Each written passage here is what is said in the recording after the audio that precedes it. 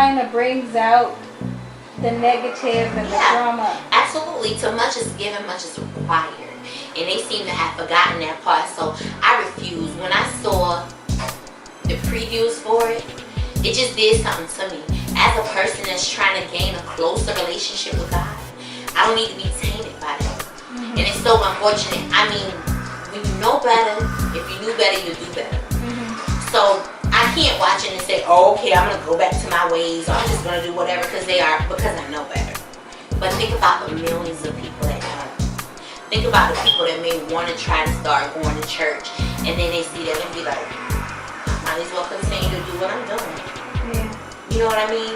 So for that reason, I just really couldn't get into it. I never watched an episode, period. And if I ever flip through it by accident, or I turn it, like, I can't. I'm fighting now with my spirituality and trying to gain a closer relationship with God. So I don't need no more nothing. I got enough on a daily basis, you know what I mean?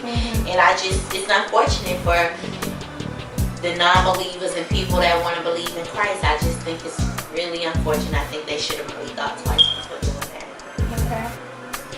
Okay. Because we're human. I'm not judging. Let me say that, because I don't want to seem like I'm judging, because we're human and things do happen. And yes, they are pastors and they're men of God and women of God, but they're still human, so they're going to experience things in daily lives. I don't think it should be televised.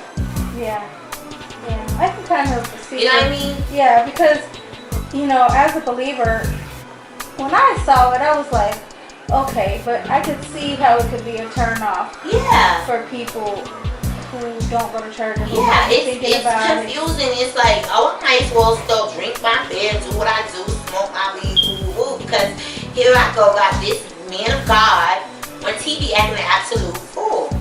You know what I mean?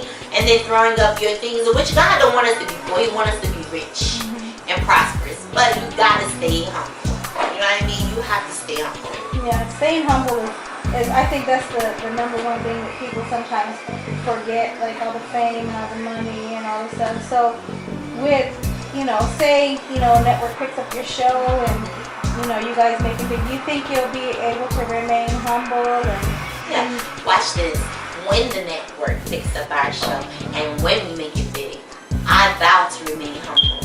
And I'm so grateful that I'm at the point in my life, because even in my everyday life, and you know, things get great, you know, in the business that I'm in, and I've had to check myself, but not that often, and I'm thankful, because that means I'm growing. You know what I mean? Because you're human. And you may do some things and say some things and not even realize it. But when you realize it and you're able to correct it, then you know you're on your way. Yeah. You're on your way spiritually. You know what I mean? You feel convicted about things. But I will try my best to remain humble.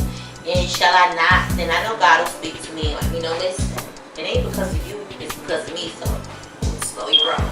Yeah. So, you know. I always tell people, I'm no holy roly. I don't carry a Bible around every day. I'm still learning. I crave a better relationship with God.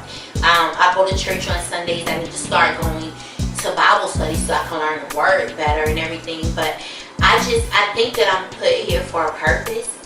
And I want people to be able to see, because when you start talking about God and you know, religions and things, people think you have to be this boring person and your life just stops. And it's not like that. No. It's not like that at all.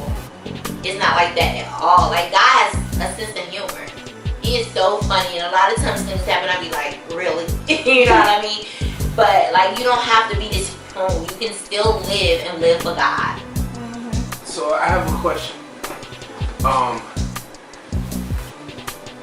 How come the preachers of LA don't get that